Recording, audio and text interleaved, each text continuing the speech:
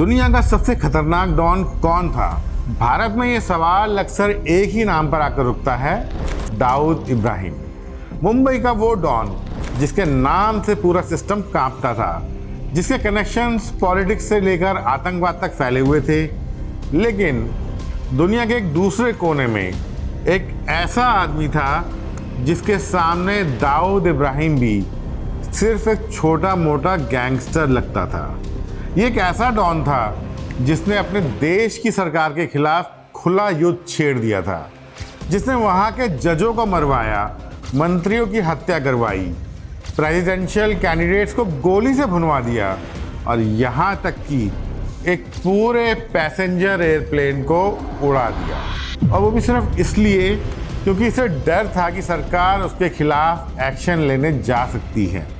उस आदमी के पास इतना पैसा था कि उसके लोग नोट गिनते नहीं थे बल्कि उनको तोलते थे। उसकी कमाई इतनी थी कि हर साल करोड़ों डॉलर सिर्फ चूहों द्वारा कुतर दिए जाते थे। उसने अपने लिए एक प्राइवेट जू बनाया हुआ था जिसमें गैंडे, हाथी, जिराफ सब मौजूद थे। लेकिन असली हैरानी की बात ये नहीं थी। असली हैरानी की बात ये थी कि ये आदमी सिर्फ अंडरवर्ल्ड ही नहीं चला रहा था, बल्कि धीरे धीरे इसने पूरे कोलंबिया को अपने कंट्रोल में कर लिया था। पुलिस, जजेस, पॉलिटिशियंस, जर्नलिस्ट, ये सब उसके लिए काम करते थे। या तो ये उसके लिए काम करते थे या फिर ये लोग मारे जाते थे। उसका सिर्फ एक ही रूल था, प्लाटा ओ प्लोमो, यानी या तो चांदी ले लो या फिर गोली। और हैरानी की बात यह है दोस्तों कि लाखों लोग उसे विलन नहीं समझते थे बल्कि उसे मसीहा समझते थे। जब वो मरा तो उसके फ्यूनरल में लगभग 25,000 लोग आए थे। लेकिन सवाल ये है कि एक मामूली सा मिडिल क्लास का लड़का आखिर कैसे दुनिया का सबसे अमीर और सबसे खतरनाक और सबसे पावरफुल ड्रग लॉर्ड बन गया। हैरानी की बात यह है कि कैसे एक आदमी ने America, Colombia, DEA, CIA, politicians, अलग अलग राइवल कार्टल्स सबको एक साथ चैलेंज कर दिया। और आखिर क्यों कोलंबिया की सरकार को इस क्रिमिनल के सामने घुटने टेकने पड़े? आज के एपिसोड में हम जानेंगे पैब्लो एस्कोबार की कहानी।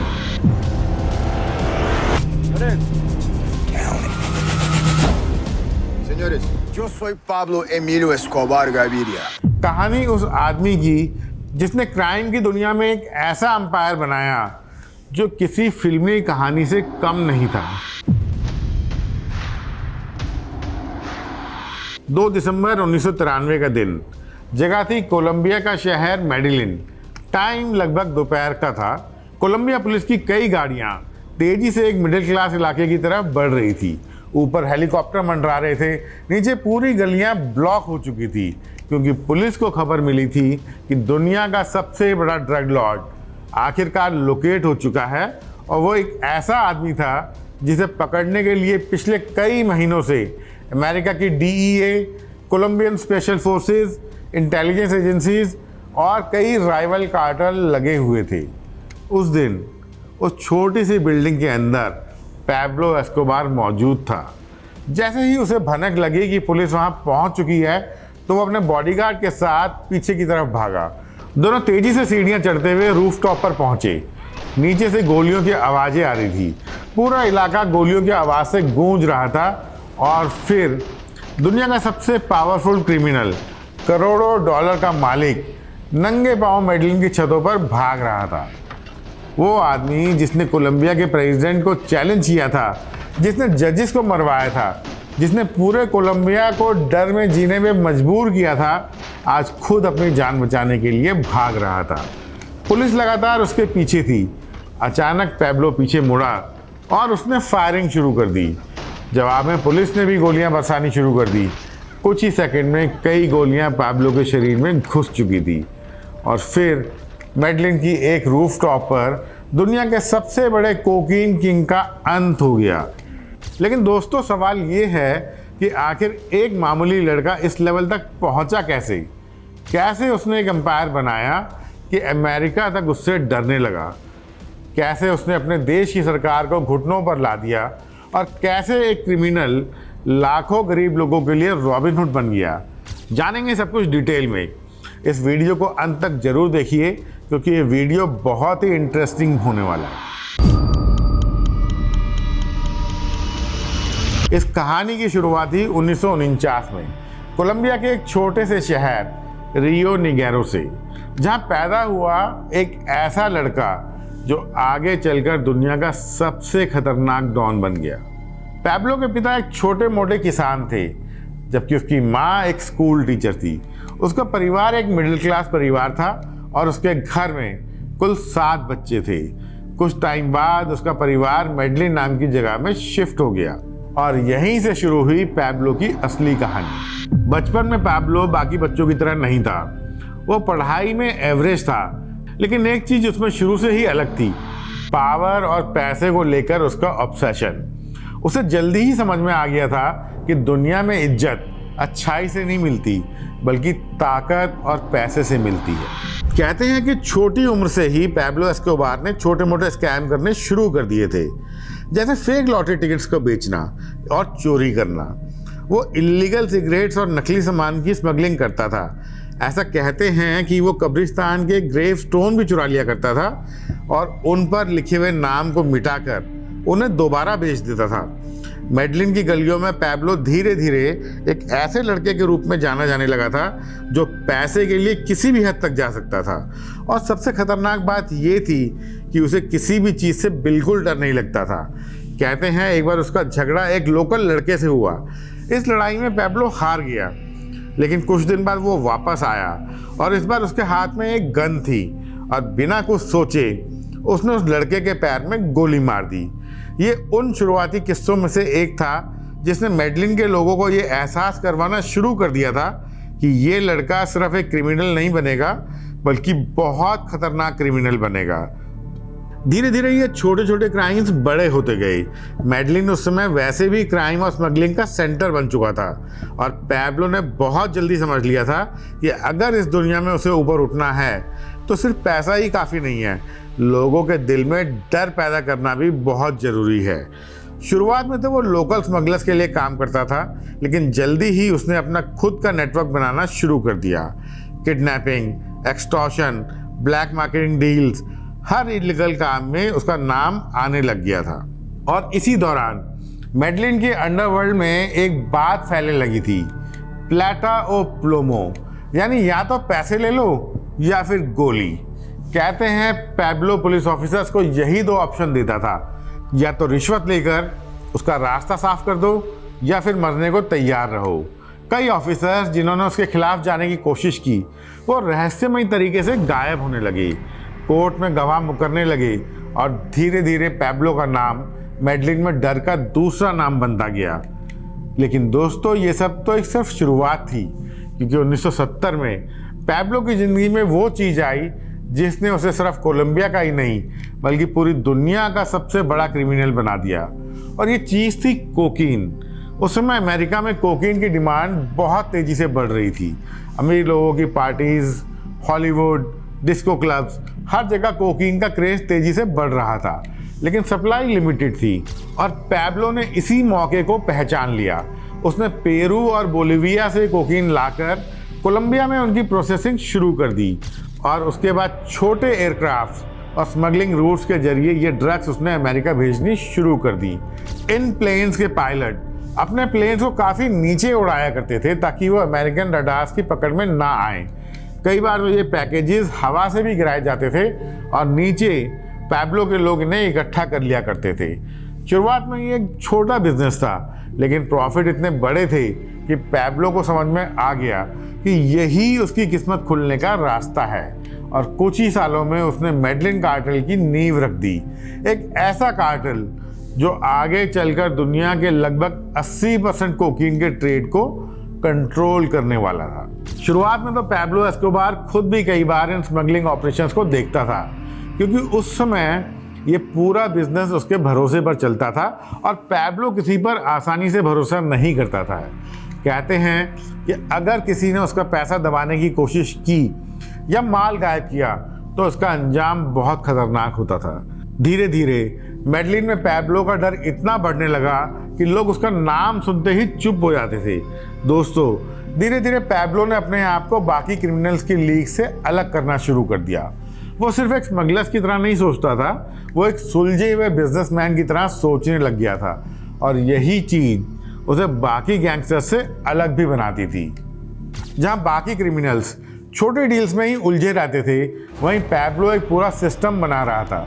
स्मगलिंग के रूट्स, इस काम में इस्तेमाल होने वाले पायलट्स का दस्ता, warehouses, labs, corrupt police officers की फौज, करप्ट नेताओं को अपने साथ मिलाना, सब कुछ उसके नेटवर्क का हिस्सा बनता जा रहा था। कुछ ही सालों में कोलंबिया से अमेरिका तक कोकीन पहुंचाने के लिए उसके पास एक ऐसा अंडरग्राउंड सप्लाई चेन तैयार हो चुका था जिसे भेदना बिल्कुल नामुमकिन था। उसने कैरेबियन आइलैंड्स में अपने प्लेन्स को ऑपरेट करने के लिए सीक्रेट लैंडिंग स्ट्रिप्स बनाई, घने जंगल में कोकीन प्रोसेसिंग करने वाली लैब्स बनवाई और मियामी में अपनी ड्रग्स पहुंचाने लगा। मियामी अब मेडलिन कार्टेल का सबसे बड़ा ठिकाना बनता जा रहा था। कहते हैं उस दौर में पैब्लो इतना पैसा कमाने लग गया था कि उसके कार्टेल के लोग कैश गिनते नहीं थे बल्कि उसे तोलते थे। उसके भाई रोबर्टो के मुताबिक कार्टेल हर महीने हजारों डॉलर्स तो सिर्फ रबर बैंड खरीदने के लिए खर्च करता था ताकि नोटों को बंडल से बांधा जा सके, लेकिन फिर भी इतना पैसा बच जाता था कि उसका बड़ा हिस्सा वेयर हाउस में पड़े पड़े खराब हो जाता था।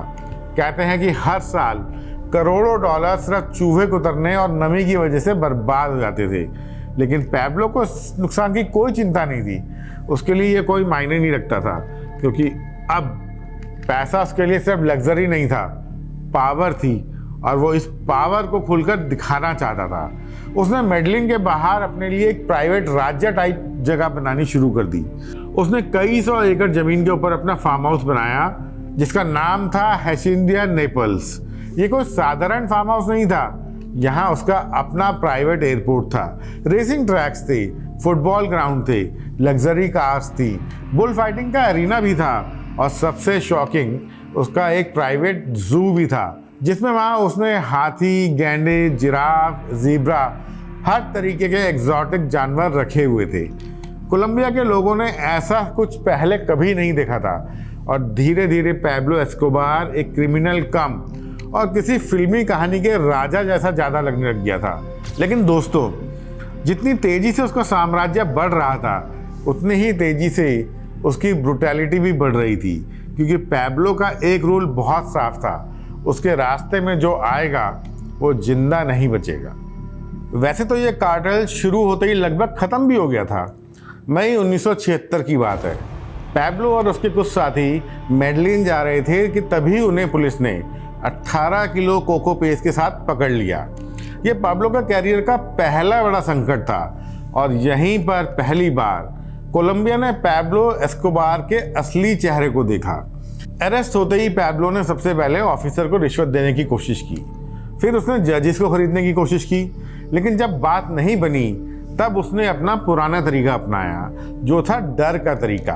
ऐसा कहते हैं कि उसे अरेस्ट करने वाले ऑफिसर्स को रास्ते से हटाने की कोशिश की गई ताकि वो कोर्ट में गवाही न दे सके, और धीरे धीरे गवाह भी डरने लगे और लोग पीछे हटने लगे। अथॉरिटीज़ पर प्रेशर पड़ने लगा। आखिरकार उसके ऊपर लगा केस गिरा दिया गया और पैब्लो बाहर आ गया। लेकिन इस इंसिडेंट ने एक चीज़ साफ कर दी, पैब्लो एस्कोबार सिर्फ पैसे से ही नहीं, वायलेंस से भी खेलता था। अगर उसे फ़ायदा दिखता था तो वो किसी को भी मरवा सकता था, और आने वाले 15 सालों तक यही उसका सबसे बड़ा हथियार बना। जेल से बाहर आने के बाद मेडलिन कार्टेल बहुत तेज़ी से बढ़ने लगा, क्योंकि अब अमेरिका में कोकीन की डिमांड इतनी ज़्यादा थी कि उस वक्त उसकी भरपाई या पूर्ति करना पॉसिबल नहीं था। और इसी दौरान पैब्लो के नेटवर्क में दो ऐसे लोग जुड़ गए जिन्होंने इस पूरे कोकीन ट्रेड का गेम ही बदल दिया। इनके नाम थे कार्लोस लैडर और जॉर्ज जंग। कार्लोस लैडर एक जर्मन कोलंबियन स्मगलर था, जबकि जॉर्ज जंग अमेरिका का रहने वाला था। दोनों पहले मारिजुआना की स्मगलिंग किया करते थे, लेकिन जेल में रहते हुए उन्होंने कोकीन स्मगलिंग का एक नया प्लान बनाया। अमेरिका के पड़ोस में कैरेबियन रूट्स के जरिए कोलंबिया से अमेरिका तक कोकीन पहुंचाने का नया रूट। और जब ये लोग पैब्लो के नेटवर्क से जुड़े तब मेडलिन कार्टेल सच में इंटरनेशनल कार्टेल बन गया। फ्लोरिडा, खासकर मियामी अब कार्टेल का सबसे बड़ा एंट्री पॉइंट बन चुका था और कोकीन का वो सफ़र जो आगे चलकर अमेरिका और कोलंबिया दोनों देशों की कहानी बदलने वाला था, अब पूरी रफ्तार पकड़ चुका था। अब पैब्लो एस्कोबार का कोकीन का साम्राज्य कोलंबिया की सीमा से बाहर निकल चुका था, लेकिन पैब्लो जानता था कि अगर अमेरिका तक लगातार ड्रग्स पहुंचानी है तो उसे सिर्फ क्रिमिनल्स नहीं बल्कि लॉजिस्टिक्स एक्सपर्ट चाहिए, ऐसे लोग जो कोकीन को हजारों किलोमीटर दूर अमेरिका तक बिना पकड़े पहुंचा सके। और इसीलिए उसने कार्लोस लैडर को अपने साथ जोड़ा। कार्लोस लैडर एक बेहद खतरनाक स्मगलर था। इसी तरह उसने जॉर्ज जंग को भी अपना साथी बनाया। जॉर्ज जंग अमेरिका का एक ड्रग ट्रैफिकर था। शुरुआत में पैब्लो इन दोनों को अपने बिजनेस को एक्सपैंड करने के लिए इस्तेमाल करता था, लेकिन जल्द ही कार्लोस लैडर ने एक ऐसा आइडिया दिया जिसने कोकीन स्मगलिंग का पूरा गेम ही बदल दिया। 1978 में उसने बहामास के पास एक छोटा सा आइलैंड खरीदना शुरू किया जिसका नाम था नॉर्मन केज आइलैंड। देखने में ये कैरेबियन का एक शांत सा आइलैंड था, लेकिन कुछ ही महीनों में कार्लोस ने इसे मेडलिन कार्टेल के प्राइवेट कोकीन एयरपोर्ट में बदल दिया। कहते हैं कि आइलैंड के कई लोकल लैंड ओनर्स को डराकर उनकी ज़मीनें छीनी गई, कुछ लोगों की हत्या तक कर दी गई। इस प्रोजेक्ट के अंदर कार्लोस इस तरीके से पागल हो चुका था कि उसने धीरे धीरे जॉर्ज जंग को भी इस ऑपरेशन से बाहर कर दिया और नॉर्मन केई पर पूरे तरीके से उसका खुद का राज चलता था। उसने वहाँ मिलियंस ऑफ डॉलर्स खर्च करके प्राइवेट रनवे बनवाया जहाँ उसके प्लेन उतर सकते थे। कोकीन स्टोर करने के लिए वेयरहाउस बनाए।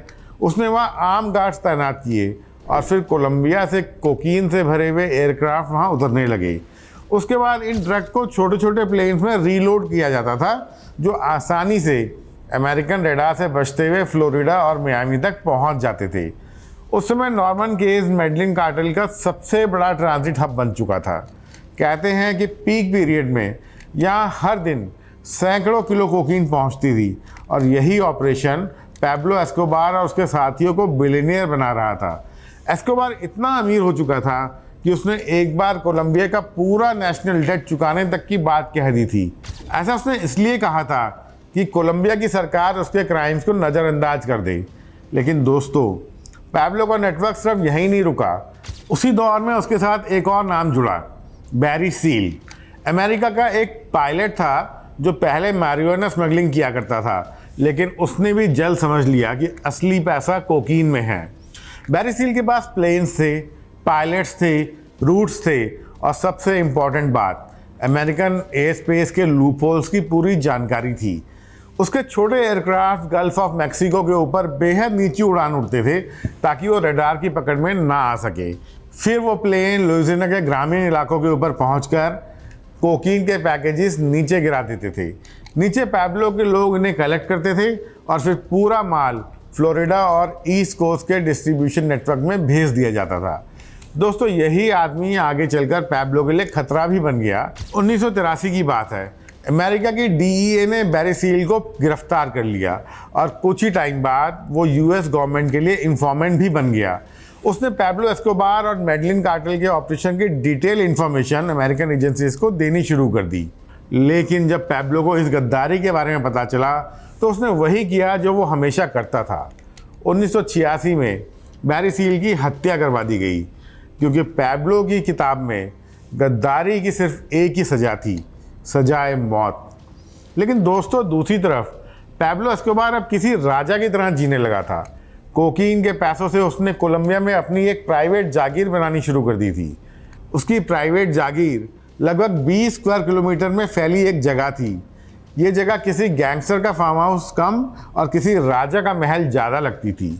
ये एक स्पेनिश स्टाइल का मैंशन था। इस जगह पर स्कल्पचर्स पार्क थे, स्विमिंग पूल्स थे, रेसिंग ट्रैक्स थे, बुल फाइटिंग अरीना था और सबसे शॉकिंग, यहाँ एक प्राइवेट ज़ू भी था जिसमें गैंडे, हाथी, जिराफ, ऑस्ट्रिच, ज़ीब्रा जैसे एक्सोटिक जानवर रखे हुए थे। पैब्लो को ये खास तौर पर हिप्पो यानी कि गेंडे बहुत पसंद थे। उसके गैराज में लग्जरी कार्स और विंटेज मोटरसाइकिल्स की लाइन लगा करती थी। हेलीकॉप्टर्स के लिए लैंडिंग पैड्स थे, प्राइवेट एयरपोर्ट था और यहाँ तक कि वो वहाँ एक ग्रीक स्टाइल एक्रोपोलिस तक बनवाना चाहता था। लेकिन दोस्तों, ये सिर्फ उसकी अकेली प्राइवेट प्रॉपर्टी नहीं थी। इसके अलावा उसके पास मियामी बीच में एक बड़ा पिंक मैंशन था। कैरिबियन आइलैंड्स में प्राइवेट स्टेट्स थे और कोलंबिया भर में कार्टेल की सैकड़ों प्रॉपर्टीज़ फैली हुई थी। लेकिन इन प्रॉपर्टीज़ का इस्तेमाल सिर्फ रहने के लिए नहीं होता था।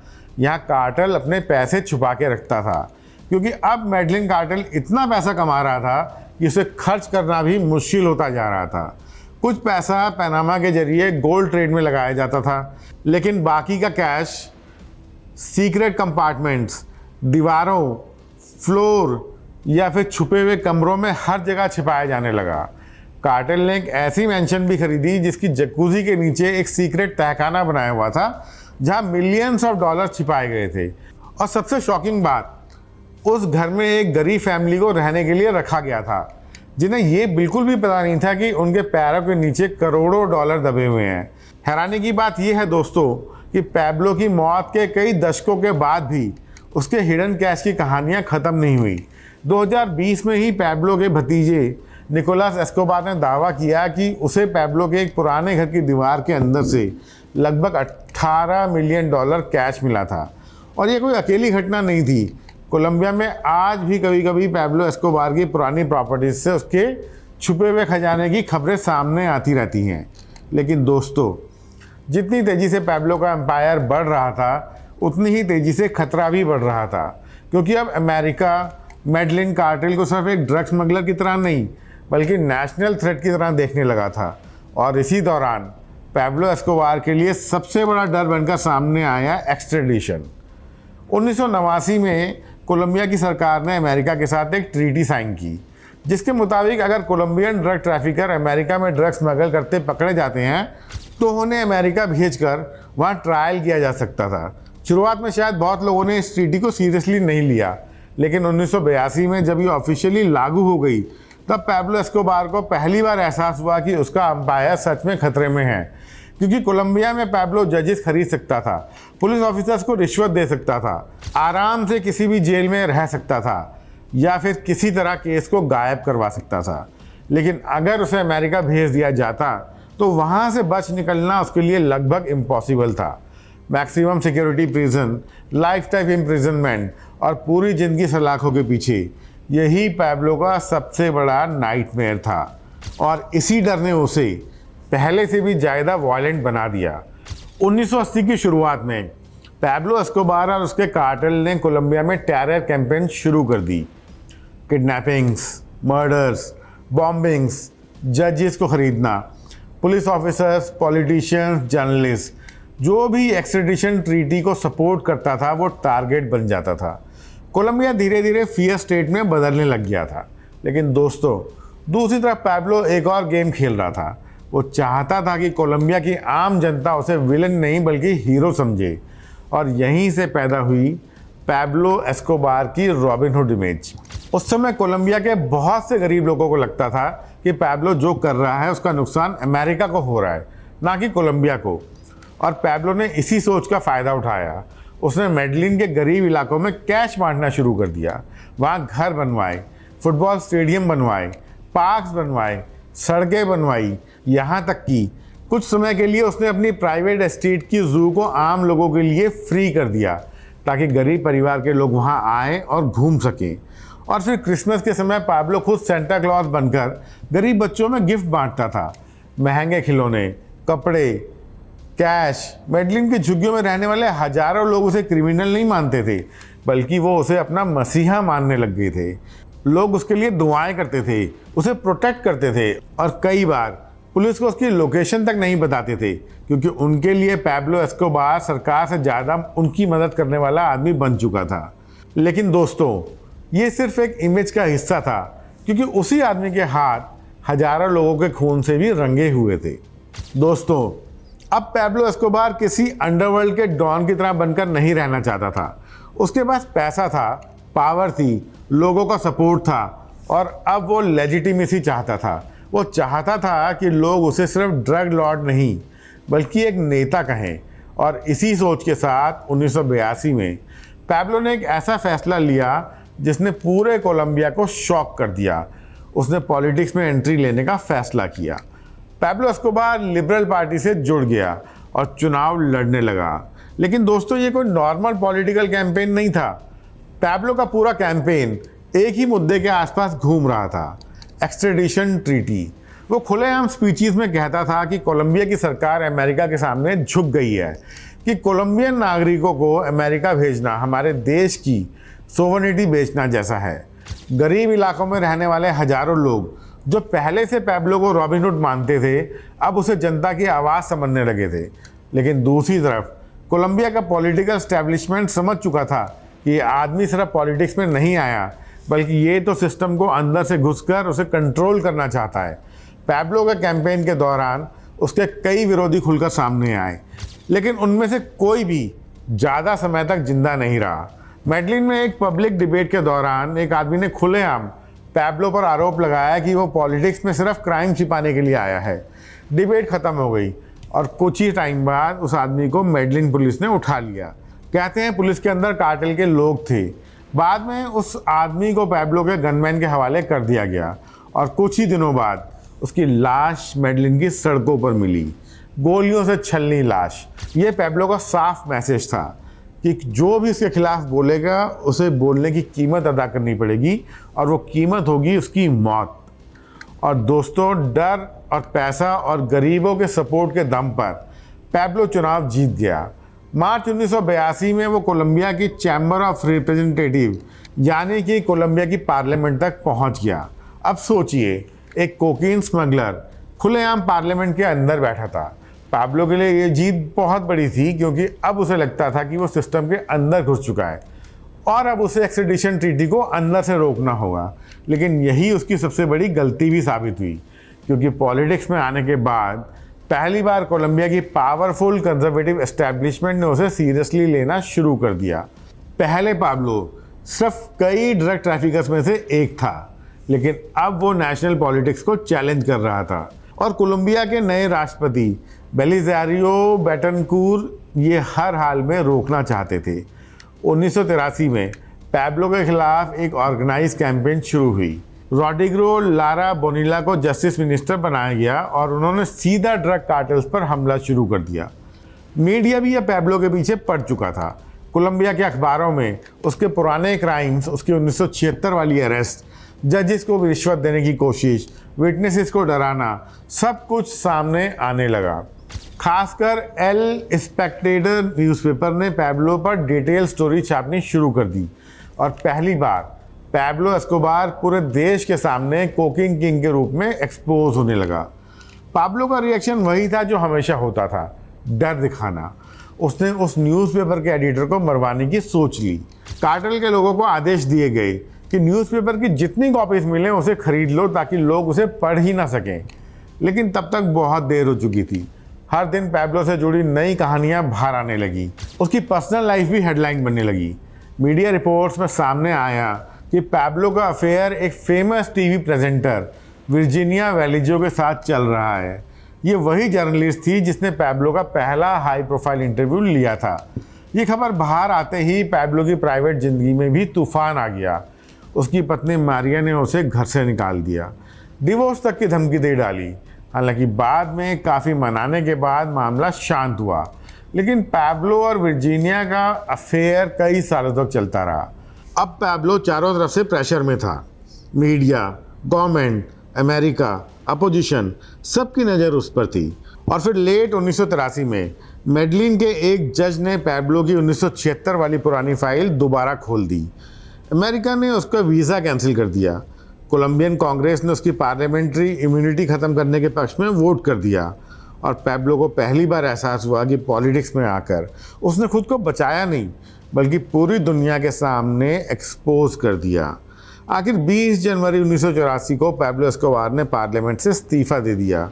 लेकिन दोस्तों, अब सरकार और पैब्लो एस्कोबार के बीच एक सीधी जंग शुरू हो चुकी थी। पार्लियामेंट से इस्तीफ़ा देने के बाद पैब्लो एस्कोबार अब एक घायल शेर की तरह था। उसे समझ में आ गया था कि अब वो कानून की नज़रों में एक माननीय नेता नहीं है, बल्कि एक मोस्ट वांटेड क्रिमिनल बन चुका था। और यहीं से शुरू हुआ कोलंबिया के इतिहास का वो काला चैप्टर जिसे नार्को टेररिज्म कहा जाता है। राजनीति से बाहर निकाले जाने का बदला पाब्लो ने बहुत ही भयानक तरीके से लिया। 30 अप्रैल 1984 को पाब्लो के शूटर्स ने जस्टिस मिनिस्टर रोड्रिगो लारा बोनिला की कार को गोलियों से भून डाला। ये सिर्फ एक कत्ल नहीं था, ये कोलंबियाई सरकार को पाब्लो की तरफ से खुली चुनौती थी। इसके बाद पाब्लो ने वो रास्ता चुना जो किसी भी अपराधी ने पहले कभी नहीं चुना था, अपने ही देश के खिलाफ युद्ध। कहते हैं कि उस दौर में पाब्लो की सनक इस कदर बढ़ गई थी कि उसने कोलंबिया की पुलिस पर इनाम रख दिया। मेडलिन की गलियों में एक पोस्टर लगा दिया गया, एक पुलिस वाले को मारने पर $2000 का इनाम। नतीजा ये हुआ कि गरीब लड़कों ने सरेआम पैसों के लिए पुलिस अफसर्स को मारना शुरू कर दिया। पाब्लो का एक और मशहूर किस्सा है। एक बार जब पाब्लो पुलिस से बचने के लिए अपनी फैमिली के साथ पहाड़ों पर एक सीक्रेट ठिकाने में छुपा हुआ था, तो उसकी बेटी को बहुत ठंड लग रही थी।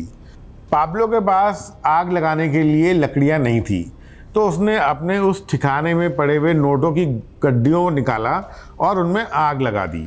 कहते हैं कि उस एक रात में अपनी बेटी को ठंड से बचाने के लिए उसने $20 लाख यानी कि उस वक्त के करीब 16 करोड़ रुपये जलाकर राख कर दिए। 1985 में पाब्लो ने कुछ ऐसा किया जिसने पूरी दुनिया को हिला कर रख दिया। उसने एक गोरिल्ला ग्रुप M19 को पैसे दिए ताकि वो कोलंबिया के सुप्रीम कोर्ट पर हमला करे। उसका मकसद बिल्कुल साफ था, इस हमले में उसके एक्सट्रेडिशन से जुड़ी उसकी सारी फाइलें जला दी जाएं। उस हमले में 11 जजेस समेत 100 से ज़्यादा लोग मारे गए थे और पाब्लो के खिलाफ जितने भी सबूत मौजूद थे वो सारे उस हमले में जलकर राख हो गए। लेकिन पाब्लो का सबसे क्रूर चेहरा अभी दिखना बाकी था। 1989 में उसे खबर मिली कि राष्ट्रपति पद के उम्मीदवार सीजर गेविरिया एक फ्लाइट एवेंसिया फ्लाइट 203 से जाने वाले हैं। पाब्लो ने उस पूरे के पूरे हवाई जहाज को हवा में बम से उड़ा दिया। इस अटैक में 107 बेगुनाह लोग मारे गए। लेकिन विडंबना देखिए, जिस नेता को मारने के लिए उसने ये धमाका किया, उसने किन्हीं कारणों से लास्ट मिनट में वो फ्लाइट ली ही नहीं। इस तबाही के बाद सरकार ने पाब्लो के सामने सरेंडर का एक ऑफर रखा। पाब्लो ने कहा, मैं सरेंडर करूंगा लेकिन अपनी शर्त पर, मैं अपनी जेल खुद बनाऊंगा। सरकार इतनी मजबूर थी कि वो मान गई और फिर पाब्लो ने अपनी खुद की एक जेल बनाई। कहते हैं ये जेल कम और एक 5 स्टार रिजॉर्ट ज़्यादा थी। इसमें फुटबॉल का मैदान था, कई बार थे, जकूजी थी, यहाँ तक कि एक वाटरफॉल भी था। पाब्लो वहाँ से अपना बिजनेस बेझिझक चला रहा था और जेल के अंदर वो पार्टियां भी करता था। बड़े बड़े फुटबॉलर्स को मैच खेलने के लिए बुलाता था और अपने दुश्मनों को भी जेल के अंदर बुलाकर उनकी हत्या करवा देता था। जब सरकार को पता चला कि पाब्लो जेल के अंदर से भी कत्ल करवा रहा है, तो उसने उसे दूसरी जेल में शिफ्ट करने का फैसला कर लिया। लेकिन पाब्लो को इसकी भनक लग गई और वो रात के अंधेरे में अपनी बनाई जेल से भाग निकला। अब पाब्लो के दुश्मन बढ़ चुके थे। एक तरफ अमेरिका की DEA और कोलंबिया की स्पेशल फोर्सेस थी, तो दूसरी तरफ लॉस पेपेस नाम का एक ग्रुप। इस ग्रुप में वो लोग शामिल थे जिनके परिवार वालों को पाब्लो ने मरवाया था। पाब्लो अब चूहे की तरह एक घर से दूसरे घर में छिप रहा था, लेकिन उसकी सबसे बड़ी कमजोरी थी उसका परिवार। दिसंबर 1993 को पाब्लो ने अपने बेटे युआन पाब्लो से फ़ोन पर काफ़ी देर तक बात की। ये उसकी ज़िंदगी की आखिरी गलती थी।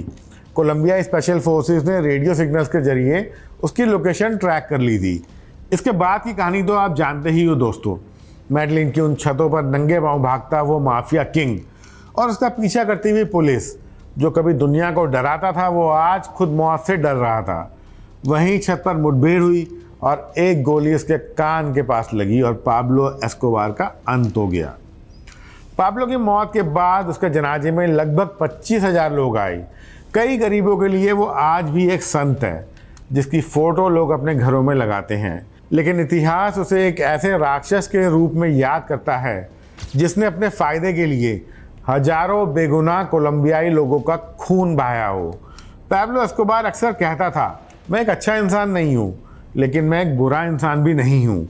पर हकीकत ये थी कि वो एक ऐसा इंसान था जिसने ताकत और पैसे के नशे में एक हंसते खेलते देश को नर्क बना दिया था।